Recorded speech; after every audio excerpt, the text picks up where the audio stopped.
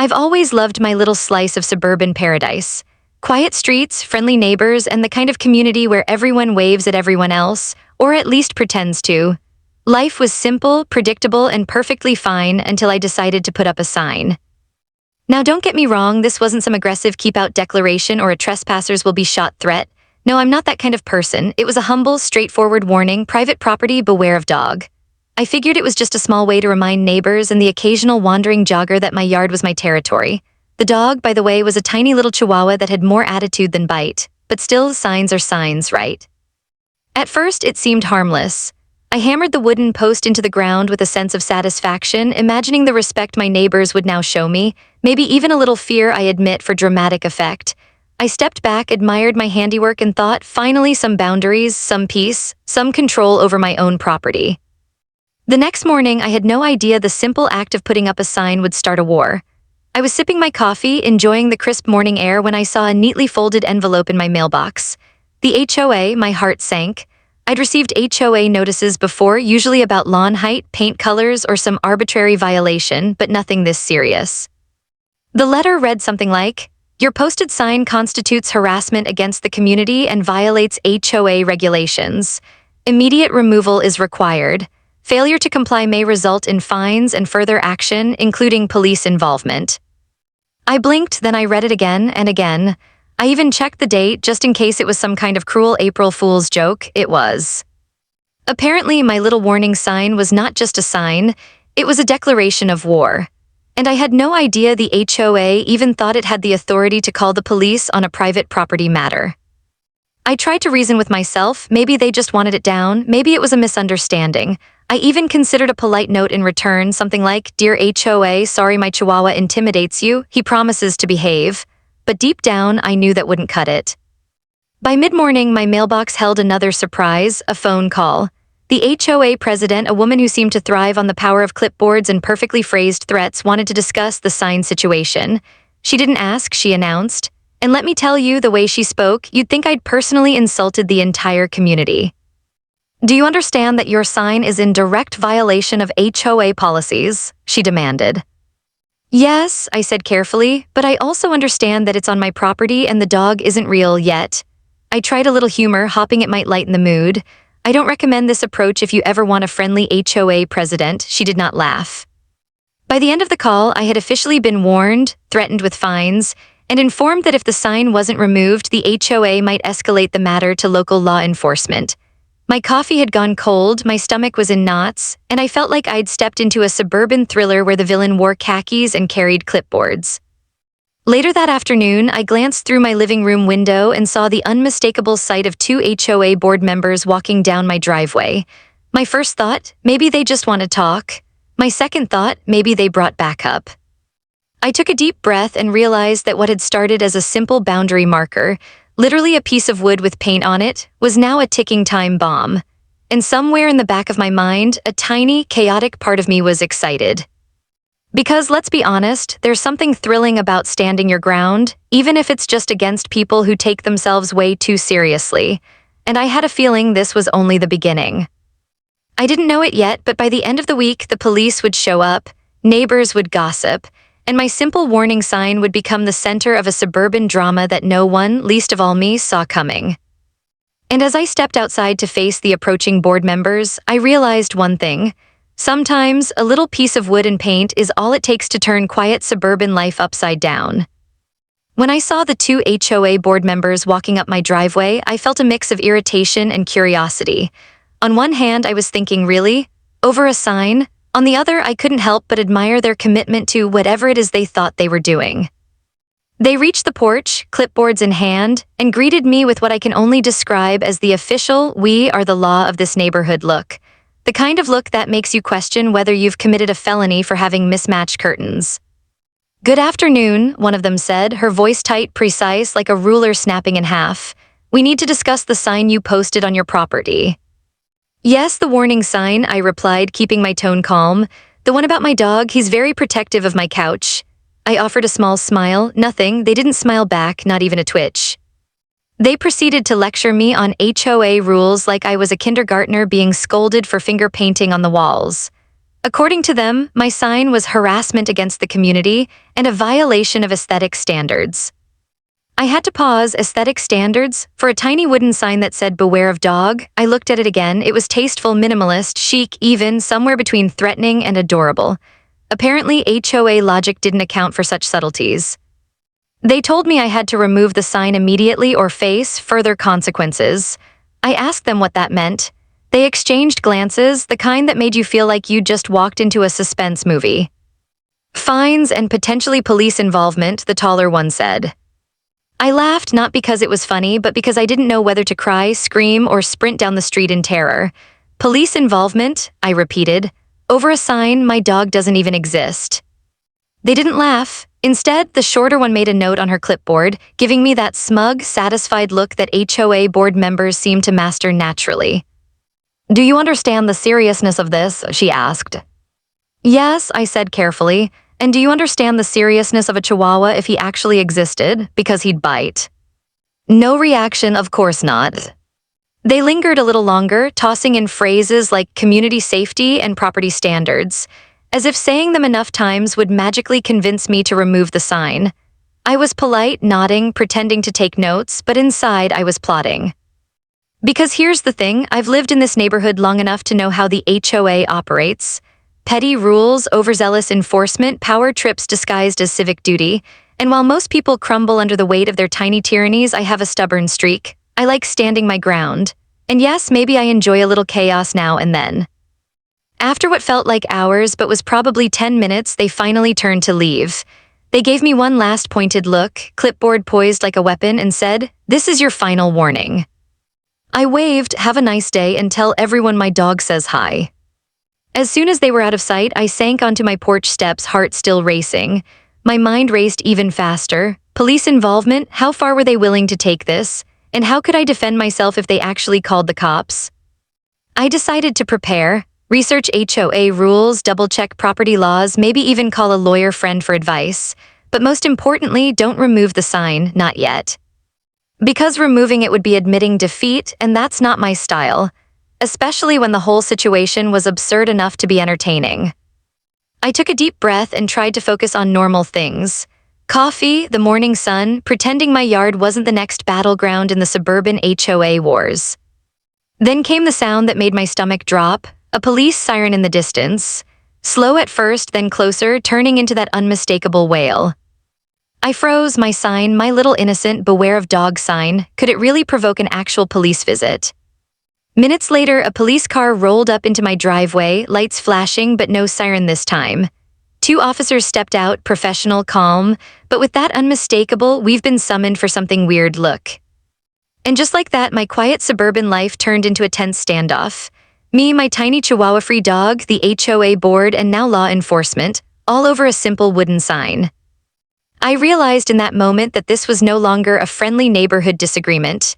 This was a drama, unfolding in real time, and somewhere deep down, a little part of me was ready.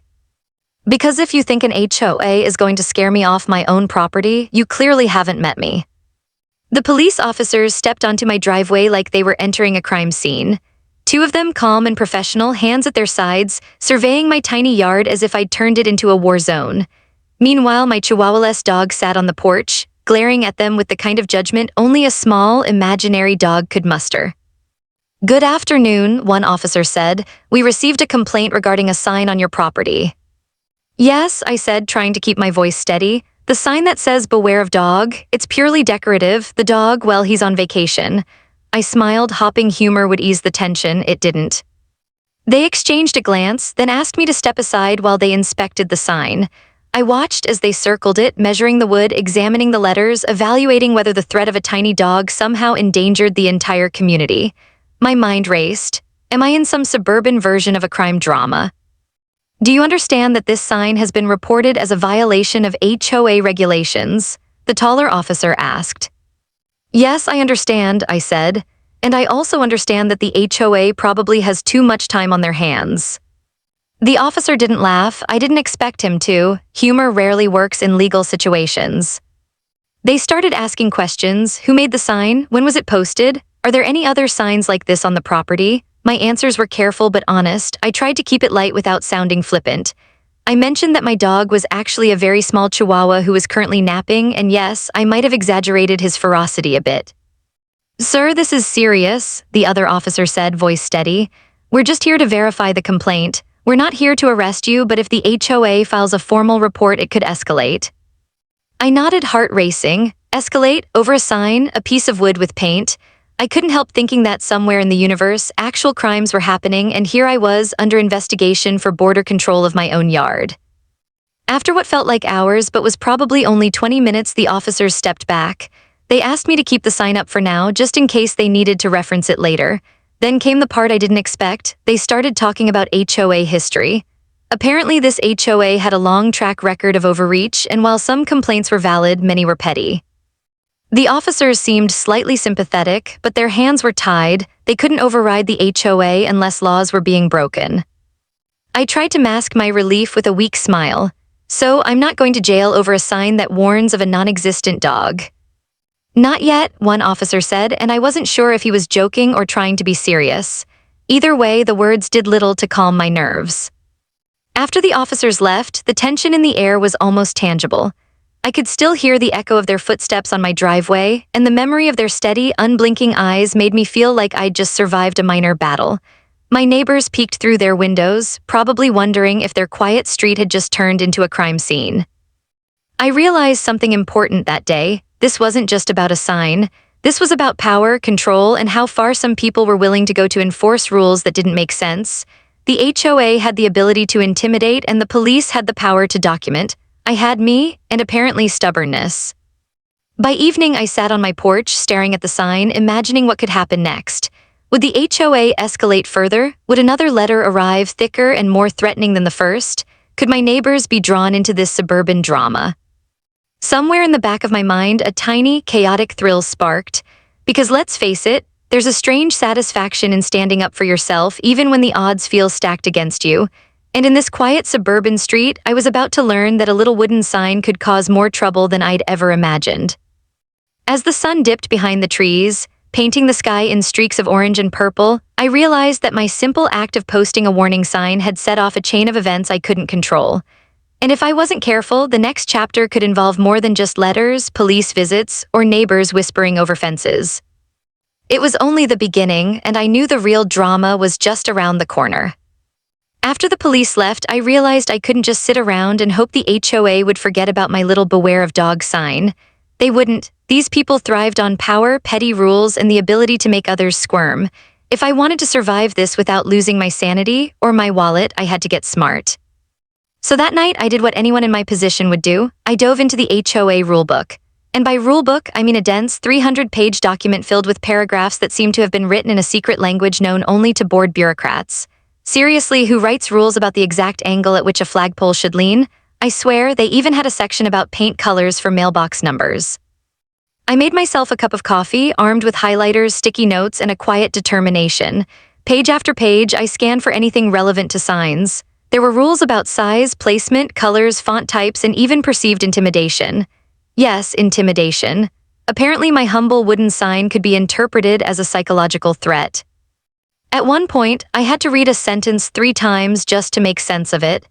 Any signage on private property must not convey a message that can be interpreted as a nuisance or threat to neighboring properties. So let me get this straight. My tiny sign, painted in friendly black letters, warning about a dog that doesn't exist, could be considered a threat to society. Sure, and my morning coffee can now be considered a public hazard. I laughed at the absurdity but also realized something crucial. There were loopholes. Loopholes buried in footnotes, obscure clauses, and references to state law, and one of them was perfect. According to the rulebook, residents are allowed to post warning signs as long as they pertain to actual safety hazards on their property. A tiny seed of hope sprouted in my chest. My dog might be imaginary, but the property was mine, and technically, a warning about potential trespassing is a legitimate safety measure. The HOA could try to fight it, but legally, they were skating on very thin ice. Of course, my mind immediately went into overdrive. I started imagining the reaction of the HOA president when she realized she had no ground to stand on. She would clutch her clipboard like a life preserver, sputtering rules about community aesthetics, while I smiled politely and watched. I also scrolled through online forums and HOA law resources looking for precedent. Apparently, other homeowners had faced similar ridiculous complaints, signs, small fences, even lawn decorations. In almost every case, the homeowner had the law on their side, but only if they were willing to stand firm and push back. By the time I put the rule book down, I had a plan forming in my head. I would not remove the sign, I would not apologize for it, and I would be ready to defend it if the HOA tried to escalate further. Humor helped me cope with the tension. I started imagining the next meeting as a sitcom episode, me armed with documents, the officers taking notes, neighbors peeking through blinds, and the HOA president flustered beyond recognition. I even thought about printing a second sign, slightly larger this time, that said, "Warning, property owner has stubbornness. Trespassers may be forced into small talk." But beneath the jokes and sarcasm, I knew I had to stay serious. The HOA might be petty, but they were organized and persistent, and I had to be ready for anything: letters, inspections, or another police visit. By the end of the night, I felt more prepared than I had in days. I had evidence, rules, legal loopholes, and a little bit of courage that bordered on reckless. I looked at my sign in the yard, illuminated by the porch light, and whispered, "We're not backing down." Little did I know, the next confrontation would test every ounce of patience, wit, and nerve I had. The HOA wasn't done with me, not even close. And I had a feeling that whatever came next, it was going to be bigger, louder, and more absurd than anything I'd imagined. For now, though, I allowed myself a small victory. I knew the rules, I knew my rights, and I had a tiny wooden sign standing tall, ready to face the storm. The war over a piece of wood had just begun, and somehow I was more ready than ever. By the time I woke up the next morning, I had a plan. Not a detailed, lawyer-approved, ironclad plan, but a plan nonetheless. And in this neighborhood, that might be enough. Step 1, fortify my stance. No way was I removing the sign, that would be surrender. Step 2, prepare for the inevitable HOA backlash. Step 3, keep the humor alive, because if you can't laugh at a bureaucratic tantrum, what can you laugh at? I started with some reconnaissance. I walked my property line, clipboard in hand, notepad ready, taking measurements and recording the precise location of my sign. I even took pictures like evidence for some future suburban trial. The sun glinted off the paint, making the letters almost heroic in their simplicity. Private property, beware of dog. Next, I strategized for possible escalation. Letters, inspections, HOA board appearances, check, check, and double check. I imagined all the worst-case scenarios: the president showing up with a measuring tape and a citation, neighbors sneaking peeks, the police getting called again. And somehow in all these mental simulations, I was ready, or at least ready enough. Humor became my secret weapon. I started imagining ridiculous countermeasures. A decoy sign that read, "Caution, owner may insist on following HOA rules exactly to the letter," or maybe even a fake dog hidden behind a bush, peeking out with beady eyes. It was absurd, but imagining it made the tension a little easier to bear. Then I took it one step further. I called my friend Sarah, a lawyer with a sense of humor almost as twisted as mine. "I have a situation," I said. "It involves a sign, a dog that doesn't exist, and people who clearly need a hobby that doesn't involve clipboards." Sarah laughed. "You're kidding." "Not at all. They're threatening me with fines, police might get involved, and somehow I'm the villain here." She gave me practical advice, mixing it with sarcasm. "Document everything, know your rules, keep a log of every interaction, and seriously consider a bigger sign. Sometimes intimidation works better when it's literal." Her words stuck. Bigger sign. Not only was it practical, it was symbolic. It wasn't just a warning about a dog anymore, it was a declaration that I wasn't going anywhere. Over the next few days, I quietly prepared.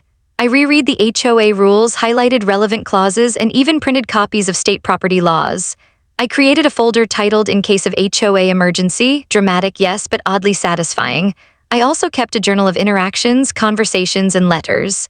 Every email, phone call, and letter went in. The suspense was palpable. I could feel it in the air every time I stepped outside. The neighborhood seemed quieter somehow, as if everyone knew something was brewing, and maybe they did.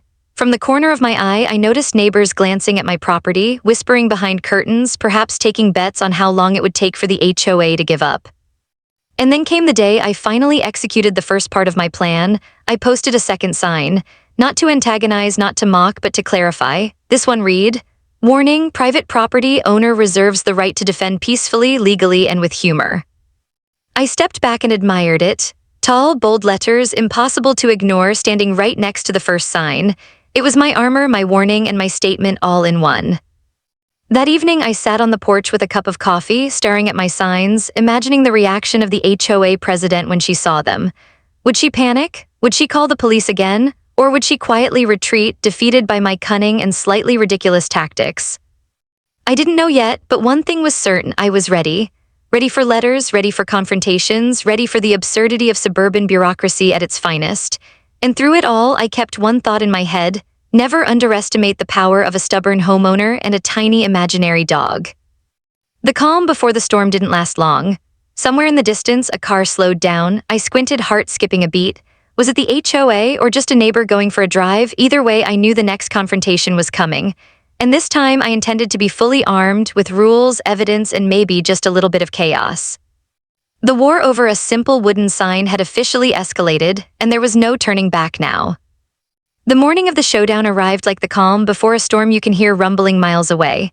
I sipped my coffee on the porch, eyeing my two wooden sentinels, the signs. They were standing tall, bold, and unyielding, just like I hoped I would be. I felt a mix of excitement, dread, and a little bit of disbelief that my quiet suburban life had escalated into a full-blown HOA standoff. It didn't take long for the first wave to arrive. A black SUV rolled up the street, slowly at first, then stopped in front of my house. Out stepped the HOA president, clipboard in hand, flanked by two other board members. They had that same self-important, clipped-walk-in, measure-everything look, the kind that makes you want to question your entire existence. "Good morning," she said, voice tight and rehearsed. "We're here regarding your signs." "Good morning," I said, smiling. "I was hoping you'd drop by. Makes things easier than writing letters." No one laughed, not even a twitch. Of course they didn't. They wasted no time.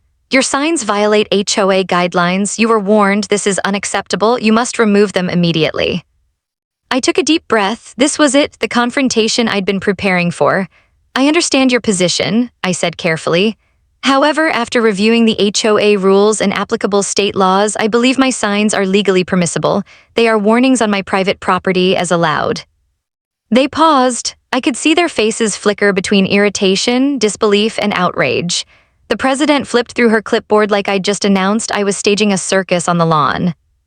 "Legal permissions don't override community standards," she barked.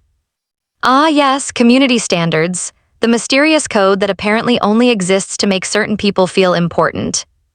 I leaned casually against the porch railing, trying to look calm while my heart raced.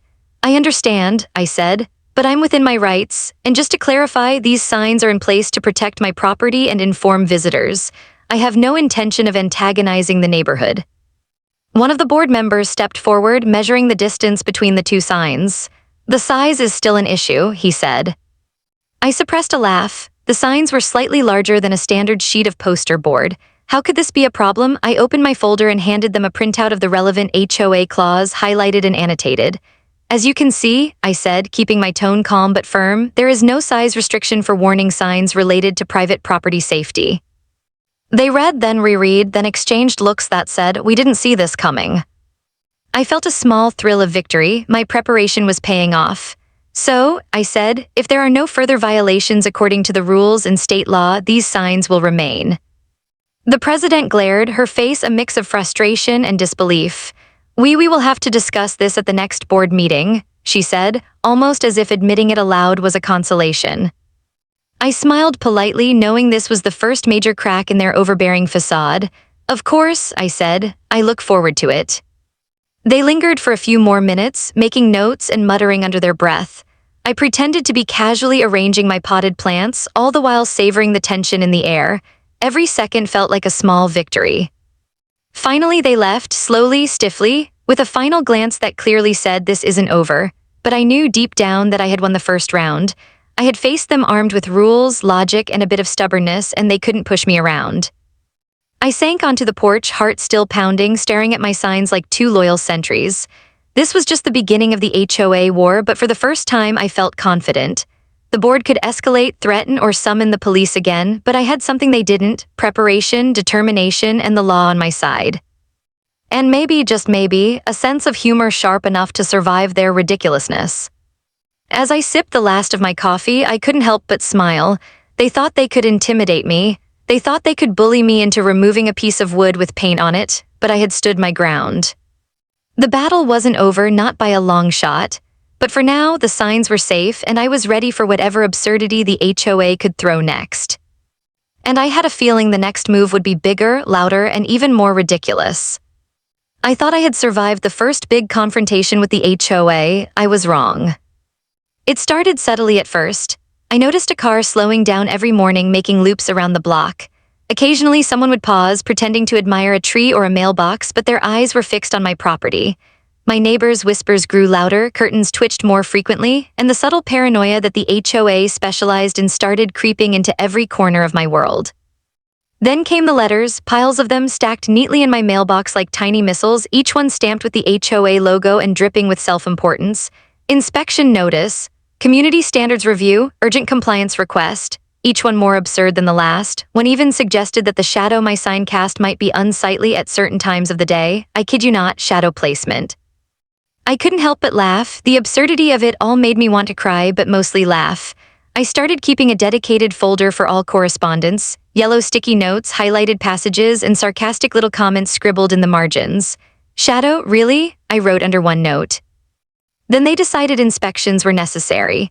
A group of HOA volunteers showed up, clipboards in hand, measuring tape dangling from their belts, taking notes on everything, the angle of my fence, the placement of my garden gnomes, and of course, the height and position of my signs. I watched from the porch, coffee in hand, imagining my little chihuahua peeking from behind the bush and taking mental notes as well. "Hello," one of the inspectors said with all the warmth of a DMV employee. "We're here to ensure compliance." "Yes," I said, keeping my voice calm. "Please note that everything you see is within legal standards. You're free to observe and document as much as you like. Welcome to my property." They walked around, muttering to each other, measuring, adjusting, scribbling.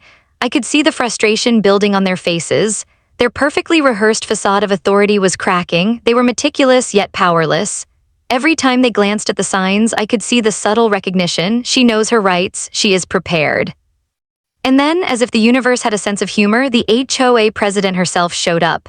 She strode onto my property like a general inspecting enemy lines, clipboard raised like a sword. "This inspection is being conducted to ensure compliance with HOA rules," she announced, tone dripping with self-righteous authority. I nodded politely, trying not to grin. "Of course, please feel free to document anything you need." She walked over to the signs, squinting, adjusting her glasses. I swear I could hear her muttering under her breath. I kept perfectly still, enjoying the subtle chaos I had managed to create. She could yell, demand, and fume all she wanted. Legally, there wasn't a thing she could do. By the end of the inspection, the inspectors left, muttering complaints about technicalities and subtle violations that didn't exist. I waved politely, sign standing tall behind me, and sat down with a smug sense of victory.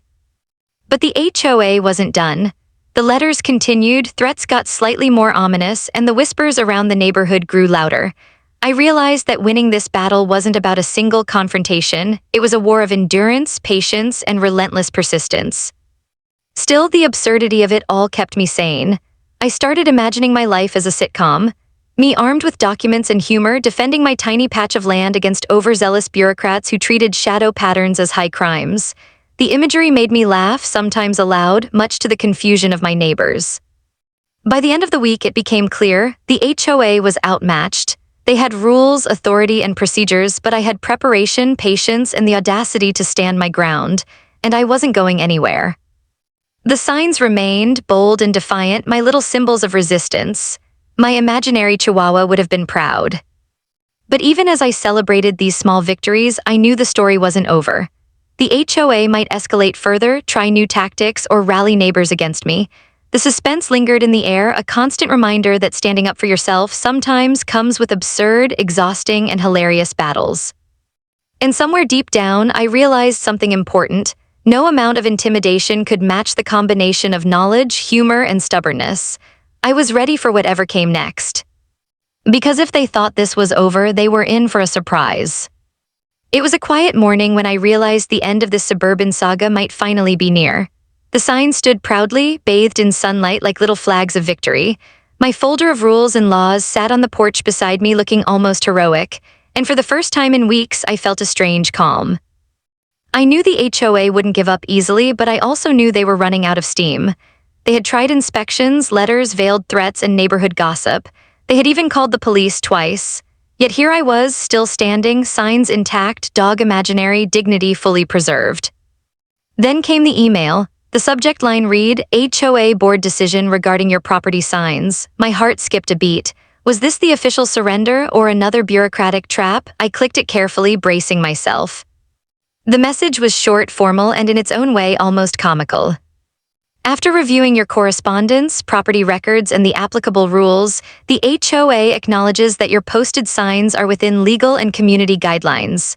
No further action will be taken. Thank you for your cooperation. I blinked, then laughed loudly. My neighbors probably thought I'd lost it, but I didn't care. I had won. The war of the wooden signs was over. I poured myself a celebratory cup of coffee, savoring the victory. The absurdity of the whole situation was still sinking in. I had faced an overzealous HOA, survived police visits, inspections, and endless letters, and had come out on top. And the best part, I didn't compromise. I didn't remove a single sign. The neighborhood slowly returned to normal, or as normal as it could be after everyone had witnessed my stubborn rebellion. Some neighbors waved with newfound respect. A few even whispered compliments on my courage and commitment. And the HOA, well, they quietly retreated, no doubt plotting minor grievances elsewhere, perhaps over mailbox placement or garden gnome orientation. I spent the next few days surveying my property, smiling at the signs. They weren't just warnings about a non-existent dog, they were symbols of standing up for yourself, for knowing your rights, and for the power of preparation. I even added a small, humorous sign beneath them. Warning, property owner may respond with logic, humor, and mild sarcasm. Humor, I realized, had been my secret weapon all along. It kept me sane when the letters piled up, when inspectors walked my yard, and when the police came knocking. Laughter had been the little spark that carried me through the absurdity of it all. Looking back, I could see how ridiculous the whole situation had been. A tiny wooden sign, a made-up dog, a suburban HOA trying to assert control. It was almost like something out of a sitcom. But in the chaos, there was a lesson. Standing your ground, knowing your rights, and approaching challenges with both seriousness and humor could turn even the most ridiculous conflict into a triumph. I finally leaned back in my chair, sipping my coffee, and took a deep breath. The sun glinted off the signs one last time as if to salute my victory. Peace had returned, at least for now. The HOA had been taught a quiet lesson in humility, and I had been reminded that even the smallest actions, like putting up a sign, can have unexpectedly powerful consequences. And the dog, well, he remained imaginary, content to guard the yard in spirit, while I enjoyed the real-world satisfaction of standing tall and knowing I had done the right thing. As I watched the neighborhood go about its usual routines, I smiled. This was my property, my rules, my victory. And if the HOA ever thought of trying something like this again, they would have to get past more than just a sign. They would have to get past me. The war of the signs was over, but the story, I realized, would live on in whispered conversations, neighborhood gossip, and the occasional chuckle whenever someone walked past my porch. Sometimes, I thought, the smallest acts of defiance, armed with humor, patience, and knowledge, can feel like the biggest victories of all. And standing there sipping my coffee, I knew this was one victory I would never forget. Every HOA has a story on HOA headaches. You'll hear the ones they tried to bury. Subscribe today.